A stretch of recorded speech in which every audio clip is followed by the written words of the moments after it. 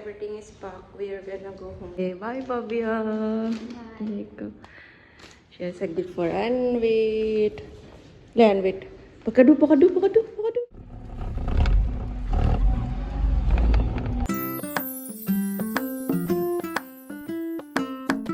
anak ko, yun. Nag-i-impake ako ng gamit niya. Ayan. Yung mga damit ni Anvit na maliliit sa kanya, tsaka yung pang summer dress niya.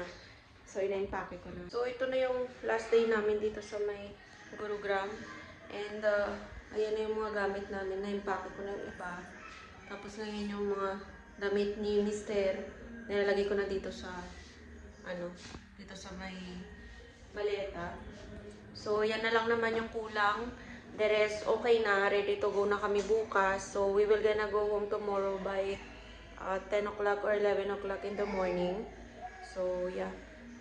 Then, nagpaalam na din ako dun sa kapitbahay namin kasi naging close din kami dito, guys. Kahit ilang buwan kami dito nagstay, naging close din kami. So, nalungkot ako kasi naiyak yung bata. 3 days ago ko pa sinabi dun sa nanay niya, pero sabi ko wag mo nang sabihin sa kanya kasi baka sumama yung loob. So, ngayon lang namin talaga sinabi na aalis na kami. Na-attach na kasi siya kay Anvit.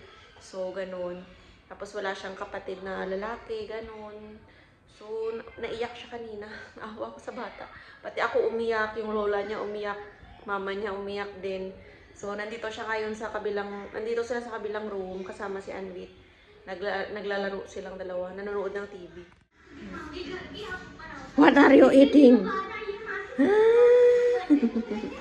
Bobby is sad. Very sad. Uy, no, don't eat this one, na. Play karte. Do vlog.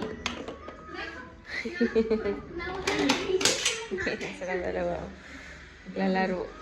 Anvit. Medyo hindi rin ako masaya, guys, na aalis kami. Pero what to do, kailangan na yung mag-sacrifice. Ayoko maging selfish din sa asawa ko kasi syempre meron siyang bagong negosyo. So ayun, kailangan niya pumunta ng Delhi from Monday to Friday. Pupunta siya ng Delhi doon sa office nila. Tapos dito sa Gurugram is Saturday to Sunday dito naman sa Gurugram para i-check ang aming shop dito. So, yung shop namin is still open. Merong nag-aasikaso na isang tao doon, guys, isang staff. So, ayan. Ayan ang anak ko ulit, oh. Saan ka pupunta? Ayan. So, ito na yung last day ni Anvit dito sa Gurugram.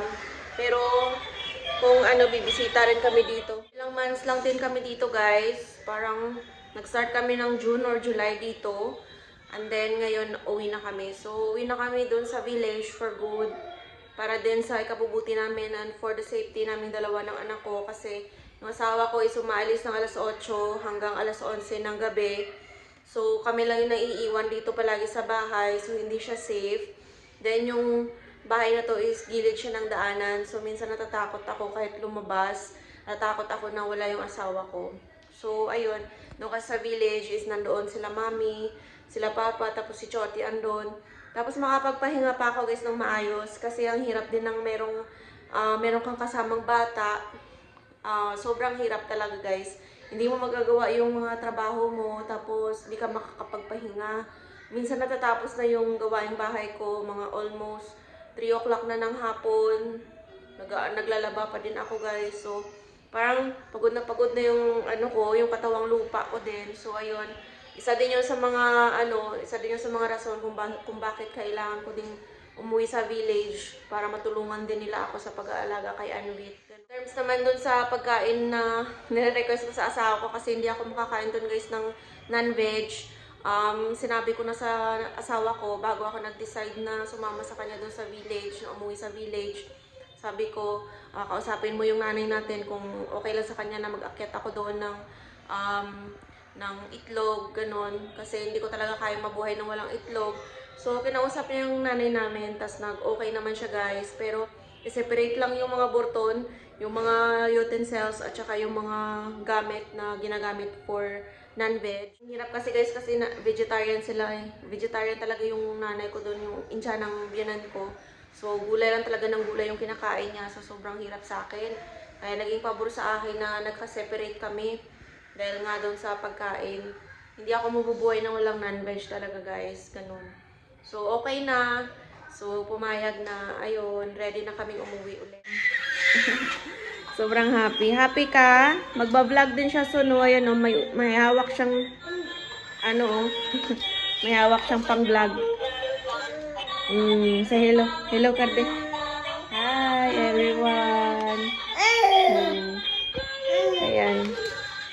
Ikot-ikot lang siya. Nakaraan, ayan o, yung lagayan ko ng laptop doon, muntik niya nang itumba. Ang kulit. So, inarangan ko ng maleta para hindi niya makuha. What can you say, Babian?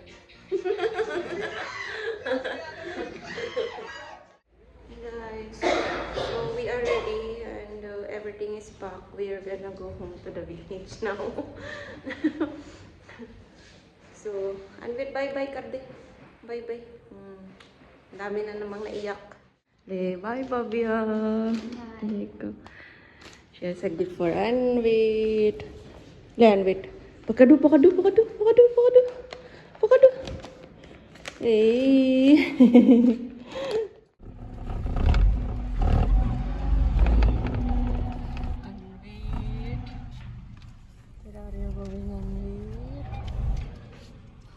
Going with Papa.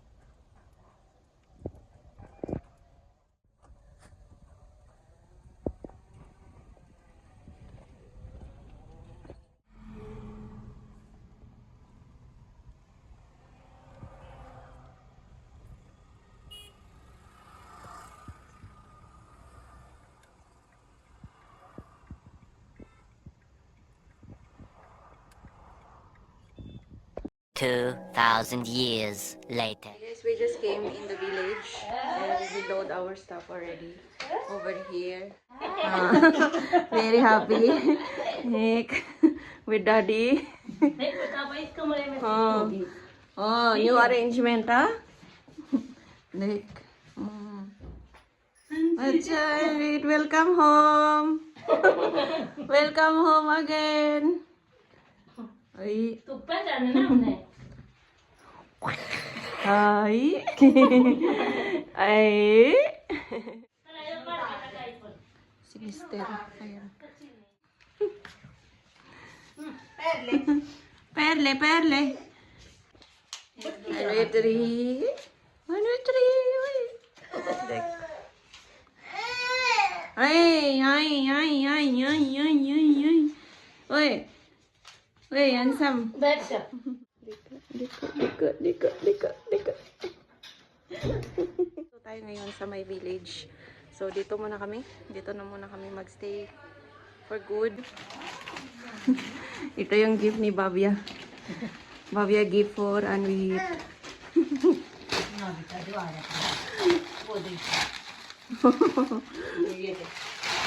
Anvit, oh. Teddy bear. This is from Babia, our neighbor. Uy. Crying me. She cry too much. Sasumao, Nisha cry also. Open ka de. Open with Daddy. Open ka de. Oh, so cute. Wow. So they will eat food.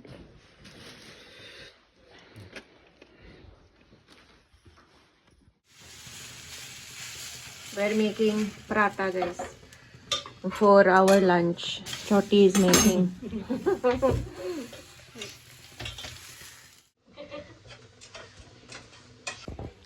Hey guys, Anvit new winter kapade. See from Daddy. New. Very nice. Thank you, Daddy. I always buying new cloth for Anvit. Le.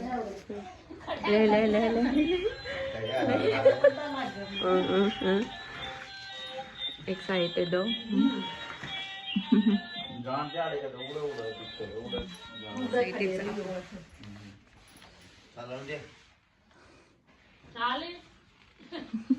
चलो रे चलो चलो Oh, ito. Careful.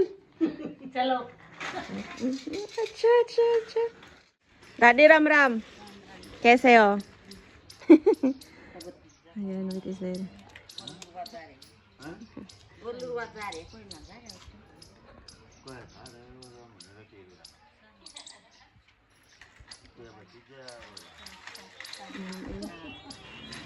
andun lang yung kapitbahay namin si Manan no? So dyan lang sila maglalaro. So I'm eating prata. Yeah, as usual ayan makan. Makan is very nice, very tasty, very healthy. So now we're gonna gain a lot of weight again here in village. Chalo guys, bye! Yan lang muna. So shout out to everyone who's watching our vlog. Thank you so much.